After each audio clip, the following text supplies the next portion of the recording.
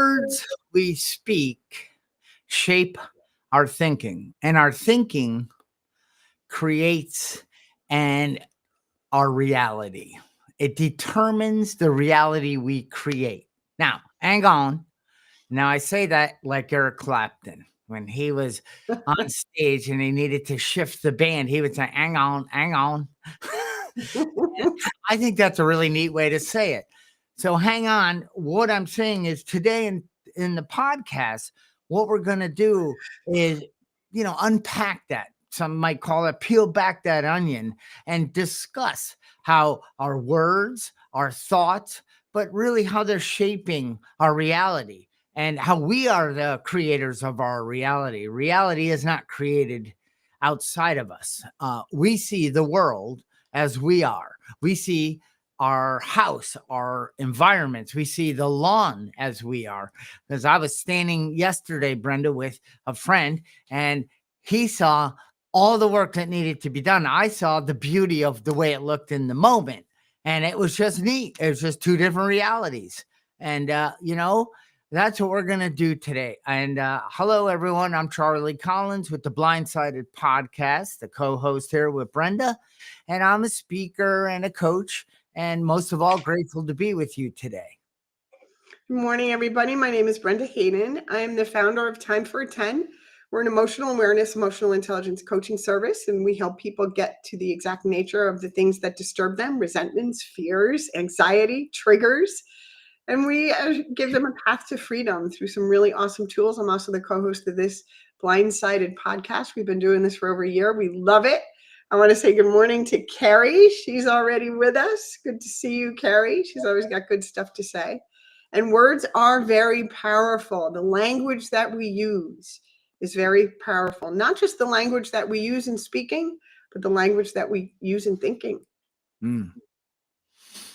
Yes, very much so. Mm-hmm. So what we're going to do is we're going to bring up a document shortly. It's just, we're going to move off on the screen and we're going to go through some of the triggers, some of the patterns, some of the way we think or we talk. And it's as simple as I can't do that or I should have done this way or, and Brenda put together a bunch of examples. And as I kept reading through, I don't like reading the left side,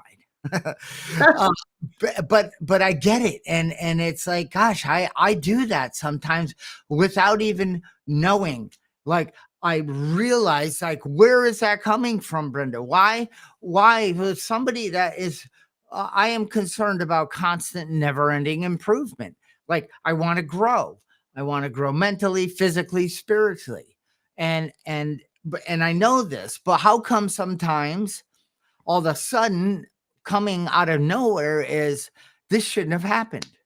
The language turns me into a victim, I find, and then I get more irritated. And my reality that I'm creating is not looking so bright. Yeah, it happens to me too, Charlie. I think it happens to all of us. And it's really, for me, I believe it's just a matter, it's habit. It's habit and it's conditioned thinking. It's pulling in experiences from the past and bringing them into the present moment. Things are always changing. We did a podcast not too long ago. Good morning, Trish. Good to see you. We did a podcast not too long ago about control. And we said, you're traveling 1.8 million miles an hour through the universe. That's how fast the planet is traveling through the universe. And we do not have control. And a lot of times we use the same language because it's comfortable. We're just used to speaking to ourselves this way or thinking this way or feeling this way. It's habit. And, we tying that back to control. We do what we've always done because it makes us feel like we're in control when we're doing our habitual behaviors. So awareness is the first step to remedying that. So it starts with, are you able to walk into a room? Not able. Okay. So do you ever notice how you've walked into, let's say you walk in through the kitchen and no thoughts are triggered, right? Really, you're just moving through to the other room and all is well because you're focused on accomplishing. You're going to grab the vac. I don't know, but something. But then there's the time when we go through the kitchen, but all we notice is all the things that need to be done. And I mean, it's like, oh, that shouldn't be there. Oh, I didn't finish drying the dishes. Uh, you know, and and what is this? Like, you talked about triggers. So what is the solution? Is it, Brenda, do I just say it is the way it is? Because that doesn't usually sit well with me. That's me accepting, but I don't want to. So, you know what I mean? Yeah. So, what I'm trying to get to is, how come sometimes I can move through my environment and not notice all the things that are wrong? And then sometimes I can't seem to get through the environments and I seem to pick out everything that's irritating me. Yeah. Again, sorry, it's a mindset. So here's the way that I try and look at it. I also like to have a clean house. I like things to be in its place. And oftentimes it isn't. So in that moment, if I'm uncomfortable because my house doesn't look the way I want it to look, I have a choice in that moment to whether I'm going to attach meaning to that, emotional meaning to that or not. Does it serve me to judge myself and to be harsh on myself and to criticize myself because my house isn't looking the way I want? Does that serve me in any way? Or can I look at it differently and say, I'm going to make a point to clean this tomorrow, or I'm going to make a point to clean this or clean up one section today? So you have a choice in the way that you talk to yourself about the situation.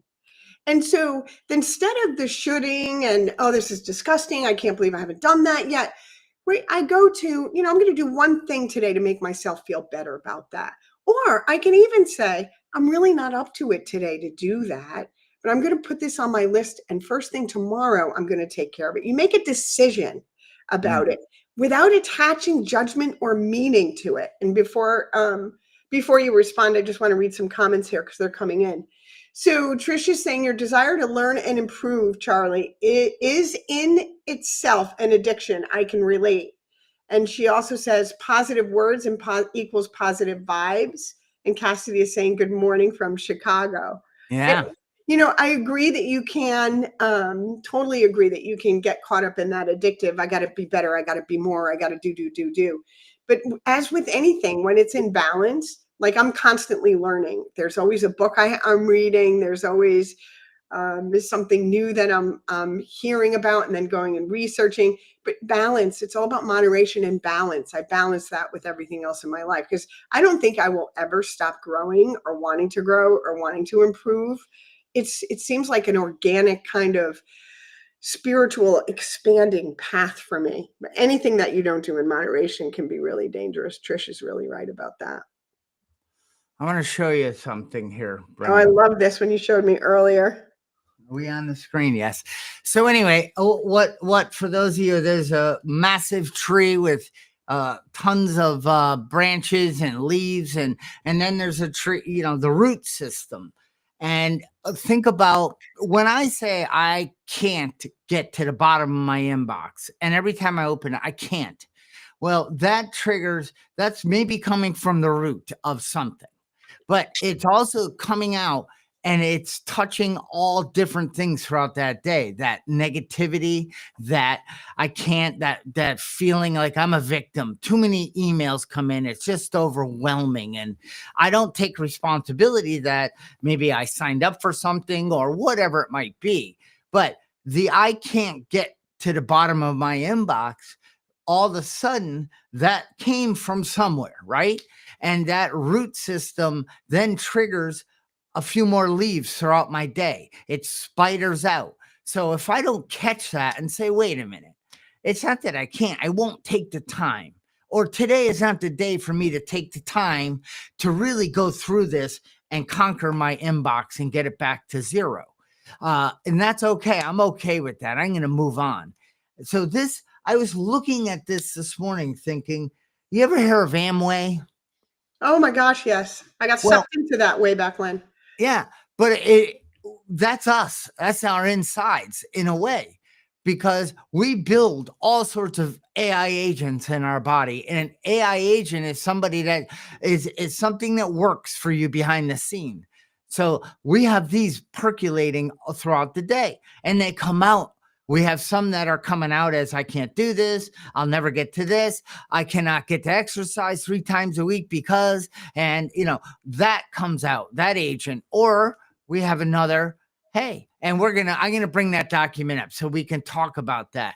But just know that we have deep rooted systems, and really it's our subconscious, unconscious that's deeply rooted in us, and it constantly presents itself throughout the day. And the more aware we are, the more we can course correct and start talking kinder and retraining our subconscious to help serve us along our journey instead of help taking us off course all the time. Absolutely, Charlie. Reprogramming your subconscious brain, your conditioned thinking, is one of the best things that you can do. I was listening to a podcast. I forget what it was this week. I listened to a lot of different things, and the message was, if you have a routine, if there's something that you're doing on a regular basis, whether even driving to work, right? I take the same route to work every day. If you change up 1 or 2 things in your routine, you actually cause rewiring in your brain. You're actually changing your brain when you do things like that. You're expanding it, and so that's one way to start changing what's running in the background, that 0 to 7 programming that we talk about all the time.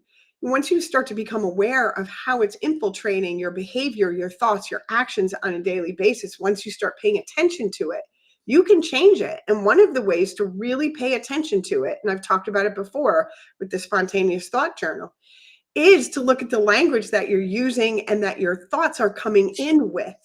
Writing down, just spontaneously write down, stream of conscious, what you're thinking, and look at the language, examine the language, and then change the language, challenge it. And it's really easy to do once you get in the flow of doing that. Hmm. And I just wanted to give one little fact that an oak tree, the root system can actually spread out as much as 275 feet from the tree and 200 feet down.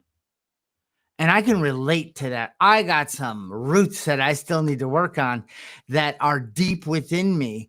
But over the years, as I push against or I become aware of me, and what I don't like outside of me, that's a big clue. That's really something inside me I haven't resolved. Thank you for irritating me. It's allowing me to now look within me, because I see the world as I am. I see the environments, the other people, the stores I go into. I see it all as I am. So as my thinking and the words I'm using in my head or out my mouth is again creating the reality I'm walking into or I'm bringing with me as I move through my day. Because Absolutely. Brenda, our reality, think about the word, what's a personality? It's our personal reality. So the only Absolutely. way to change is change that reality, change the personal reality. Because if you and I are looking at that picture on the wall and I'm like, damn, that's a picture of an ugly lady, and you see a beautiful lady, it's like, what's wrong with you, Brenda? You're Yeah. like, what's wrong with you? Absolutely nothing. It's our reality talking. Yes. And Charlie, I want to remind people too that in any circumstance, you get to choose what kind of experience you want. This week, I was working on onboarding product for our company to, I think it was Wayfair or Kohl's or someplace. And it's a very boring process, just excruciatingly boring. And when you're onboarding product after product after product, right? I had a choice because in the beginning it was irritating me. I hate this. It's going to take so long, right? And it's because you know how my brain works. I'm always like, creating and doing things, and here I'm doing this very methodical, mechanical thing. And I made a decision in that moment to challenge myself with the different parts of the onboarding process instead of sitting there complaining about how boring it was. I changed my reality. I chose what kind of experience I wanted to have with this horrendous task that I do not enjoy doing. And I made a game out of it and I made it fun. Now I chose to create my reality in that way, in that moment with that task. In the past, before I did this work, I would have complained the whole time till it was done. And I probably would have gone home and had a bad evening. You know what I mean? It just spirals. And you have a Yeah. choice. You have a choice. That Amway would have triggered big time. It would have. Let's stop for a second. Trish has a lot to say today. Let me grab a couple of the things. She's telling Cassidy, I hope you're having a great time in Chicago. As one of my favorite investors, traders always said, how you think is everything. Think positive, good, happy thoughts, and that'll be your life. She's recommending people to read William O'Neill and choose the experiences you want. I love that, Brenda. And she loves the tree analogy, Charlie. I do too, Trish. I thought that was great when you showed that to me this morning. Keep the comments coming. We love it. Let's start going through this document, Let's Brenda. do it. Let's do it, Charlie. So I'm here. And you got the eyes, I got the ears. All right, here we go. So this is one that I say to myself a lot. Oh, I'm so busy. I'm so busy. Now that's like such a victim statement, right? Like I have no control over how busy I am. I have control over my schedule. So instead of saying I'm so busy, my life is full and meaningful. What a different energy that is. How does that, what do you do things like that, Charlie? How does that feel for you? And feel free to comment in the comments if you say that to yourself a lot. Oh, I'm so busy. I can't, I'm so busy. I love how you caught it, because the truth is you create your busy. Yeah. Nobody is making you busy. No. And you're like, wait a minute. I am doing the things I set myself up to do. Yeah. And if it's creating madness or busyness in my mind, I am blessed that I have the opportunity to switch up how I operate my day so I feel more connected to what I'm accomplishing. Yes. Yes, that's beautiful, Charlie. You know that I was in school, coaching, building an app, working full time, and not like an 8-hour day, more than an 8-hour day. I've got a child living at home, right? And I was going insane. And I was saying, oh my, how am I gonna, I got 2 sponsees on step 5. I created that. I created that. It was very lovingly pointed out to me that I needed to reevaluate, and you were one of the people pointing that out, reevaluate my motives for doing that. What somebody said to me, someone who loves me very much, what are you running from? What are you running from? And I just sit back and really inventory that. And I made some significant changes in the last semester of school, dropping some things off of my plate, asking for help, and having other people do some things that I didn't need to be doing by myself. And, I pulled back on some of the coaching so that I would have more time for my sponsees, because that was a priority for me. Yeah. And my last semester at school just flowed beautifully. Now, I wish I had done that like 3 semesters earlier, but this is how we learn. Sometimes I have to learn through pain. And Trish says, I do exercise and it makes me feel great. I'm doing yoga while I listen to you 2 individuals. Cool. All right. Maybe we should start doing yoga. All right. Podcasting. So, Brenda. Qigong.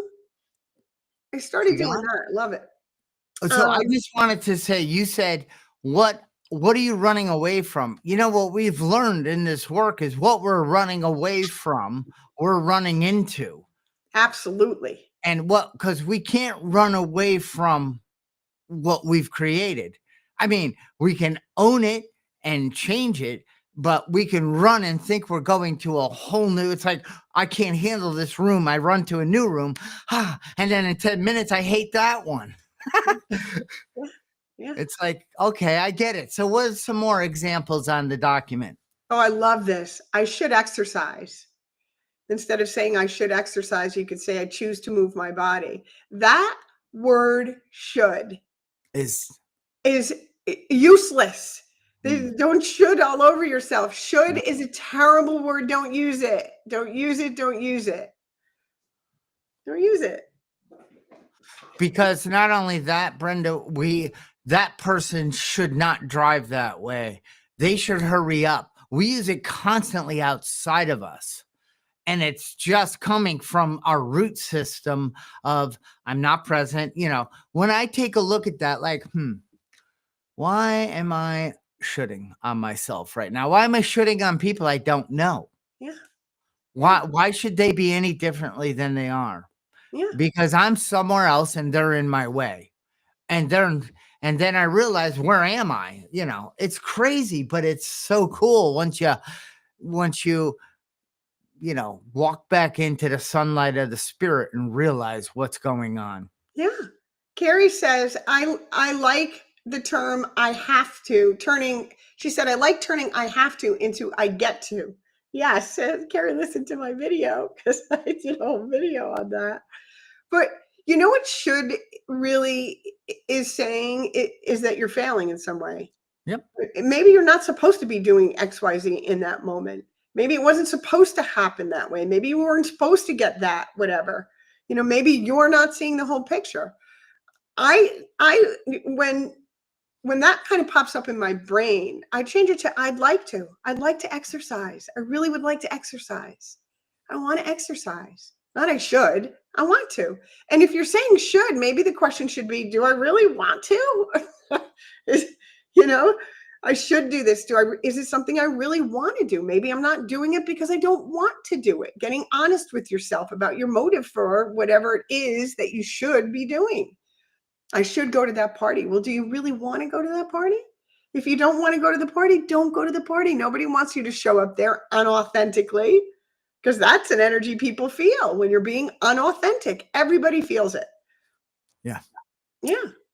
Yeah. Walking in that door to the party with a should attitude is get away from me. I don't want to talk to shooters.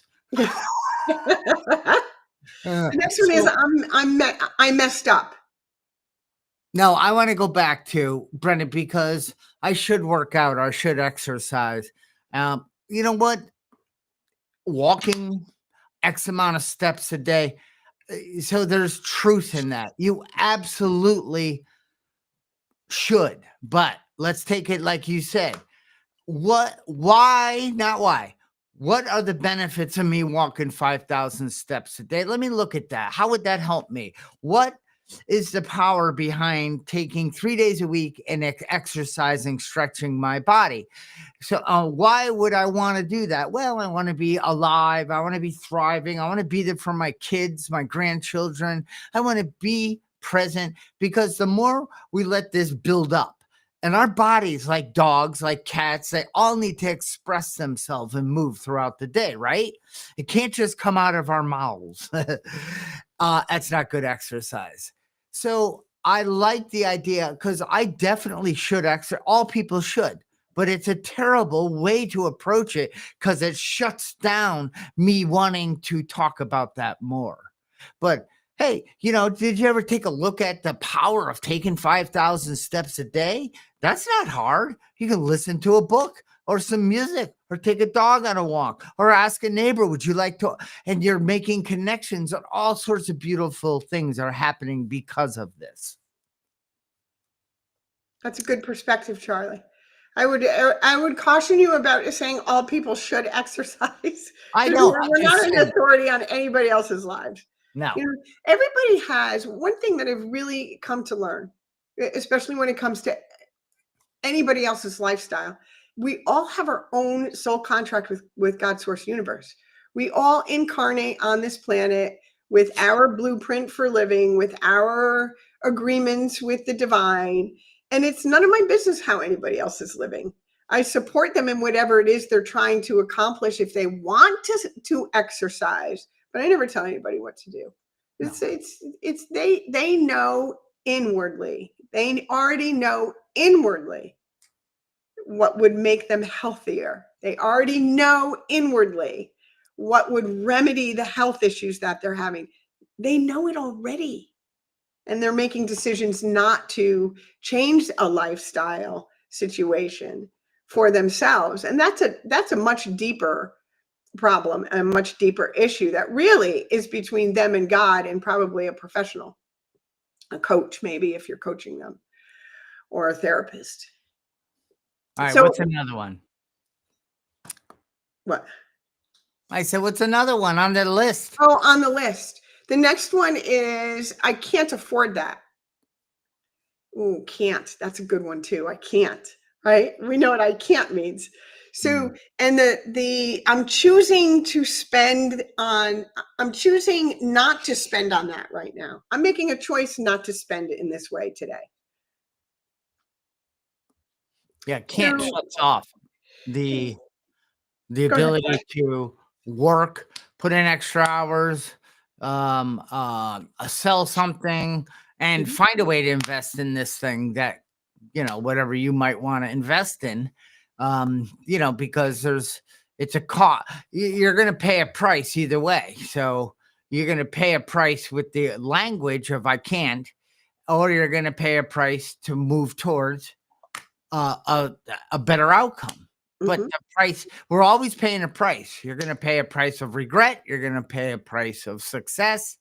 That's just the way it is. Where did Brenda go? It's interesting. Do you see me? I'm still here. I see you. Yeah, that was really cool. My monitor went to sleep and I went, oh, the podcast is over. No, my monitor said, it's time for me to take a rest. So can't is an interesting word. When people are using it, I'll speak for myself. When I say I can't, half the time it means I won't. Doesn't mean I can't. It means I won't. I'm telling myself that I'm not doing that. That's a red flag for me that I'm an ego, by the way.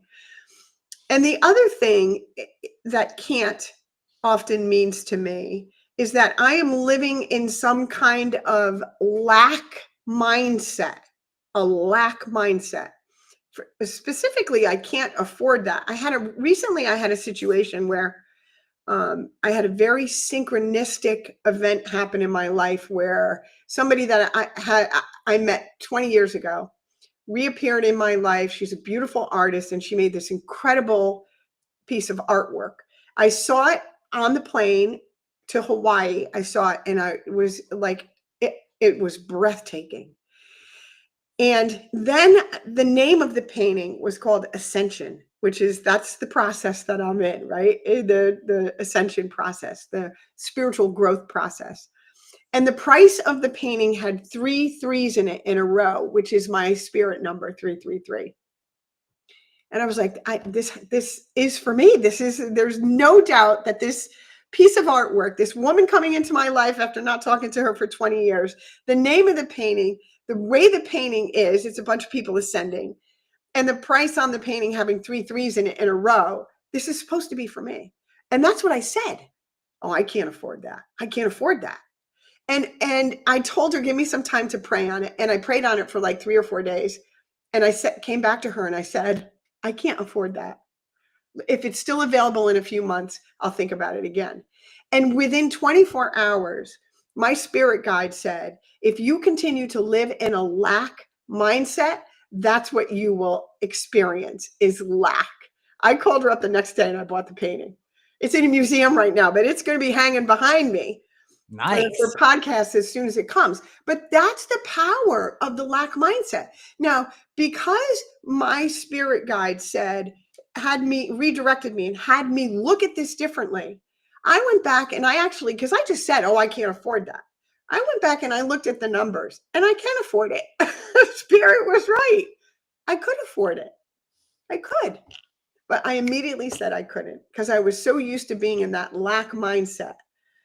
And Yeah. so that's the power of language. Right now, the painting it's in a museum. And when it's done being showcased in a museum, it's in a museum with a sold sign on it. And when it's done being showcased, it's going to be hanging behind me. Nice. Now, do you get commission that it's up in the museum? No. Sorry, that's my business thinking. So, Brenda, Henry Ford, if you think you can or can't, you're right. Can't Yes. shuts down any forward movement. Can't is a victim. I have to is victim mindset. I should have done it this way. That's a victim. These are all just giving your power away. I am powerless, and the world around me is dominating me and driving me into the ground. My root system is slowly deteriorating, and Yeah. that's all BS. But Yes. it you wake up to, uh, I can, and there's people that know that, and there's people that will support me on this journey. There's a coach that'll help me see the blind spots that are creating my suffering. It isn't outside of me. I'm the one bringing that to the table every day. Holy, Yeah. Yeah. It's amazing how much power we have yeah, when we slow down and pay attention. We have so much power. I messed up was the next one. How much, the language we use on ourselves when we make a mistake. Trish is talking about ego. She said that's an interesting topic. Ego plays a huge role in the language that we use with ourselves. Ego is on both sides. I'm so great and I have all the answers and I'm going to tell everybody else what to do, even though I'm not walking the walk. That's one side of ego. The other side of ego is I'm so awful. Everybody hates me. Like that's the other side of ego. There's a whole spectrum. yeah. The bottom, the truth is nobody cares. First of all, you're not all that important, right? We're just not. 98% of the time, people are thinking about themselves, not you. So you're not all that, and you're not that bad, is what I'm trying to say with that. Yeah. So the way that we treat ourselves when we make a mistake, let's talk about that for a minute, Charlie. The way we treat ourselves when we make a mistake. Yeah, the word is I messed up is the negative. The Yeah, negative well, self-talk. how do I treat myself? Well, Mhm. after I'm done beating on myself and I shouldn't have done, I bring in the other things. I have to fix it. I shouldn't have done it that way. Again, like the tree, it triggers like Amway, it triggers all of them. And now I'm banging around with all this lack, scarcity. I suck. And now when I'm done beating the S out of myself, I then go out and look, who else can I start beating on? Exactly. That's exactly what we do. Or I want to share my misery. You can't believe what my computer did to me, Yeah. and that's what happens when I go down that road. Yeah, nothing good happens. No. I mean, we learn by making mistakes. That's the human condition. That is how we learn, by making mistakes. When I work with clients, I'm like, most of my clients have children. I said, when your baby was learning to walk and they tripped, the first few times, did you give them a hard time? Like, did you beat up on them? Like, no, because it's normal. We are always growing. We are always going to make mistakes. We are always learning and growing. And that's on the positive side of that. You didn't mess up, you made a mistake. And that's how we learn, by making mistakes. When I make a mistake, I'm like, woohoo, I'm going to learn something. I'm going to learn something. So I get curious about it instead of judging myself. What is this here to teach me? The I next, love that. I love that baby walking example because I remember Cassidy pulling and taking a few steps and then crashing, and it's like, yes, yahoo, celebrating. Just celebrating the crash, really, to say, wait, that's not so bad. No, get right up and do it again and keep going and keep going. And then, oh my Lord, then they take off like rockets. So I like you crawling better. Now go yeah. back to crawling. Carrie says, this is a good one. We can also use language and lie to ourselves so we don't have to face the reality of what is really going on within us. And that is so true. I mean, listen, before I did this work, there was a whole, litany of lies I would tell myself about myself. There was a facade, a mask that I was wearing. I presented one mask to the world. And then when I was alone by myself, there was a whole nother Brenda going on. And I needed to be able to swallow my pride, take the mask off, trust that, God, source, universe had my back, and reveal what was going on inside of me to the people around me that loved me, because I knew that they would help me, and they did. And they did. They stuck by me and they helped me. And my life is beyond my wildest dreams today because I was willing to get honest, because I was willing to admit that I was lying to myself, and I was lying to myself out of fear. And you know what I learned this week, guys? Fear is a feeling. Fear is a feeling. I Did didn't you know learn that. that? That's all it is a feeling. And like any other feeling, it can be released. It can be removed. You could swipe it on by. You can ask it what it's there to teach you, take in the lesson, and move on. So that's a great one, Carrie. Thank you for that. Would you mind reading it one more time, Which one? Carrie's? please? We can also use language and lie to ourselves so we do not have to face the reality of what is really going on within us. That's the story of my active addiction right there. That's why I love it. I'm just going to bring the have to language in there. So we don't have to. Again, Carrie is like, she's all over this improvement, and she's on the team, she is just like, and that's how, and I think that's great because I can totally relate. But then I keep cleaning, Brenda. I keep cleaning, and I look at the way I write things. Okay, how could I position that? That instead of that, I now have the opportunity to step back and because I don't want to look at stuff because I'm so hard on myself. It's like, God, I never seem to get out of this. And thank you. I know Carrie's working on herself, and she's got a lot on her plate, and I kind of know her quite well. So hi, Carrie. Yeah, Carrie's wonderful. Really enjoy her. She's a good friend. So the next one is I'm tired of doing this. I'm tired of doing this. And that's on the negative side. And the positive side is I'm ready for a new approach. Very different energy. I'm tired of doing this. Victim, victim, victim. I'm ready for a new approach. Curiosity, enthusiasm, a willingness to make a decision. They're on opposite sides of the spectrum here. I love it. Oh, George commented, what it comes down to is using common sense in our decisions. That's really good, George. Yeah, common Very sense. true. So true. Common sense is not always common practice, though. So I'm tired of doing this. I'm ready for a new approach. There's one thing we could do, then stop doing it. Yeah. Get ready for a new approach. Why are you doing it? What is it doing? I am so tired of this. But like you said, I got to keep doing this. I don't got to.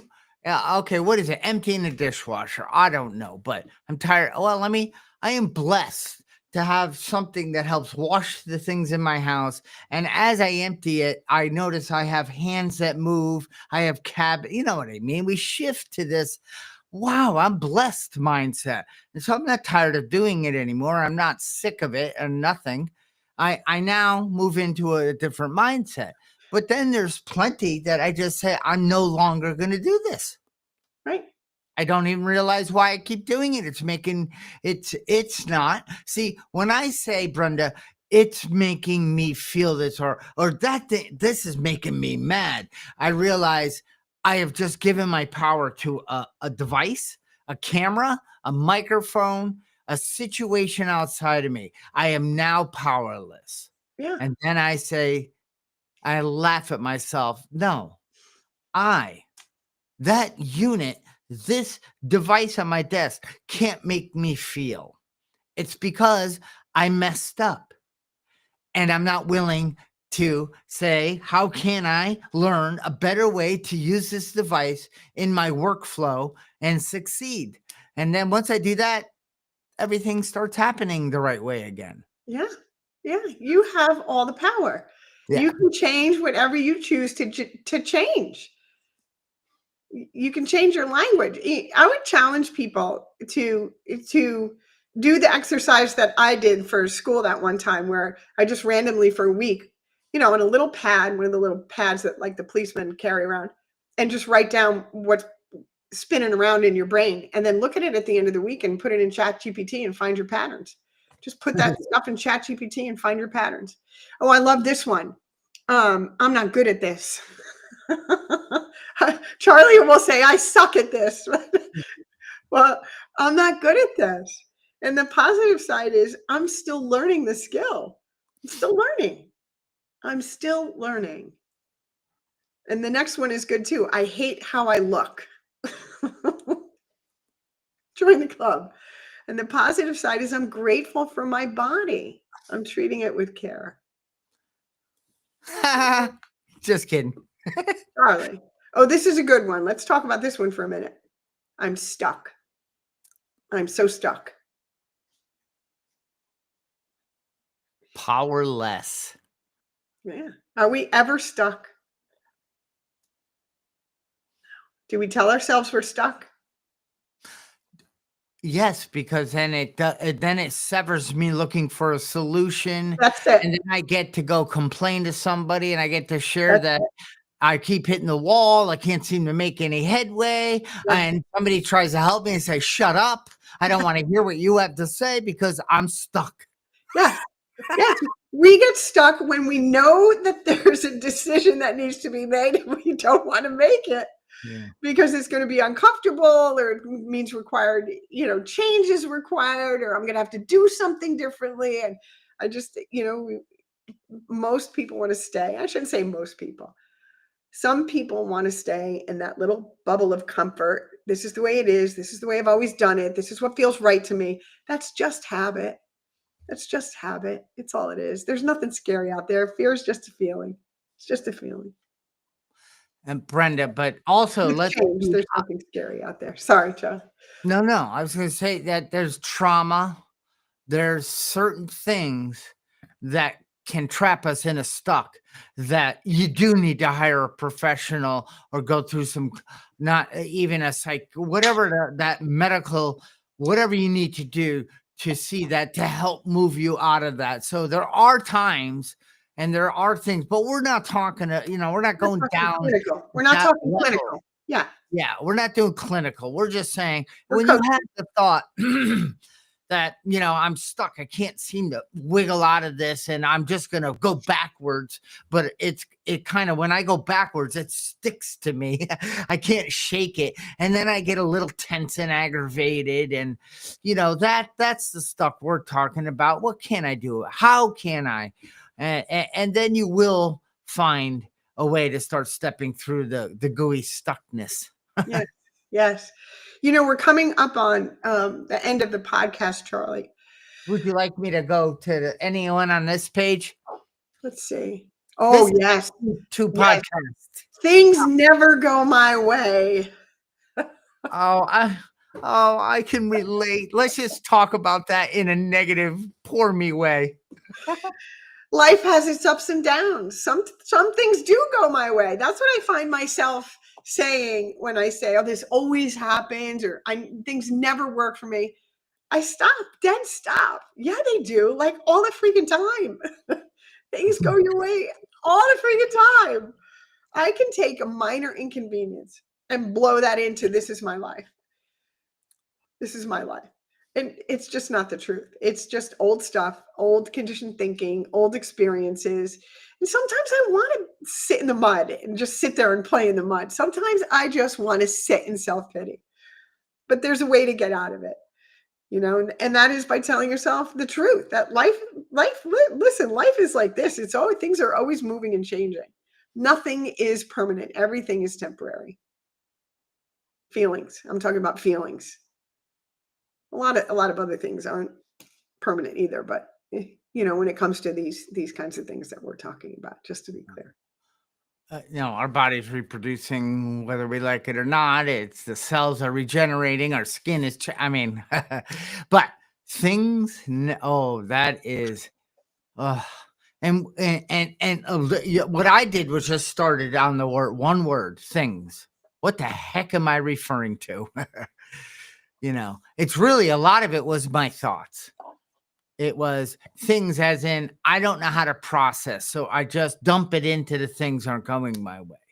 And I never get invited to, or they'll never like me, or, I don't have any of that anymore. I definitely have this things or gosh, why can't I ever seem to get this right? That happens. But then I say, well, you kind of have quite a few times. Yeah. And we said it in the very beginning. If you're not willing to take a risk in life and make a mistake because you already have arrived and you know everything, Yeah. God bless you. Your life sucks. And we can see it. Trust me. And I remember getting help from a very healthy man in the beginning, and I was just petrified. And he knew exactly what was going on with me without me even. He knew. And it's like, Brenda, you and I know when we walk people through the 12 steps, we know the suffering they're facing. They Mhm. try to explain it to us so we can understand why they need to do something a certain way. And we say, listen, you don't need to explain it to me, but here are the directions. If you want to get well, I'm here to guide you. I'm here for you. The ball's in your court.